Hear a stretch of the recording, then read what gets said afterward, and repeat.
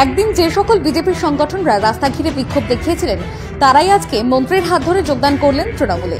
বৃহস্পতিবার রায়গঞ্জ ব্লকের রামপুর গ্রাম পঞ্চায়েতের অন্তর্গত বেশ কিছু বিজেপি কর্মী সমর্থকরা রাজ্যের শিক্ষা প্রতিমন্ত্রী সত্যজিৎ বর্মনের হাত ধরে যোগদান করলেন তৃণমূলে। প্রসঙ্গত উল্লেখ্য, এই সকল বিজেপি সমর্থকরাই বেশ কিছুদিন আগে একটি রাস্তা নির্মাণকে কেন্দ্র করে সরব হয়েছিলেন মন্ত্রী সত্যজিৎ বর্মনের বিরুদ্ধে।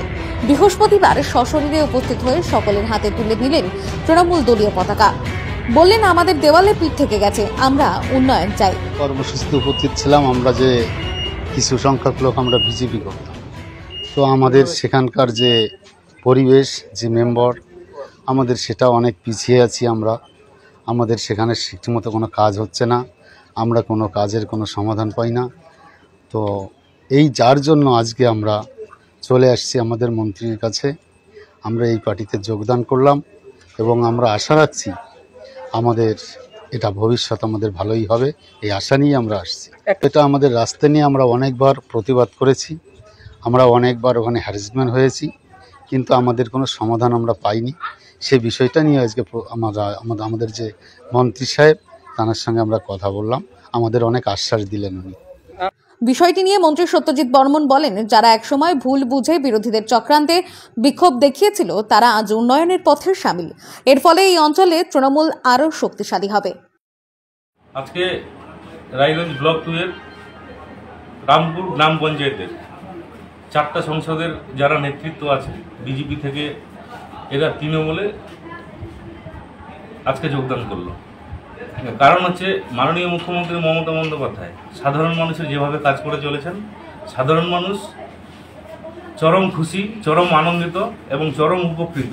তার জন্য সাধারণ মানুষ মাননীয় মুখ্যমন্ত্রী মমতা বন্দ্যোপাধ্যায়ের এই প্রকল্প দেখে এবং মাননীয় মুখ্যমন্ত্রীর সঙ্গে থাকার জন্য আজকে তৃণমূল কংগ্রেসে যোগদান করলেন। এরা নিজের ভুল বুঝতে পারছে, এদেরকে অনেকে অনেক রকম বিভ্রান্ত করছিল।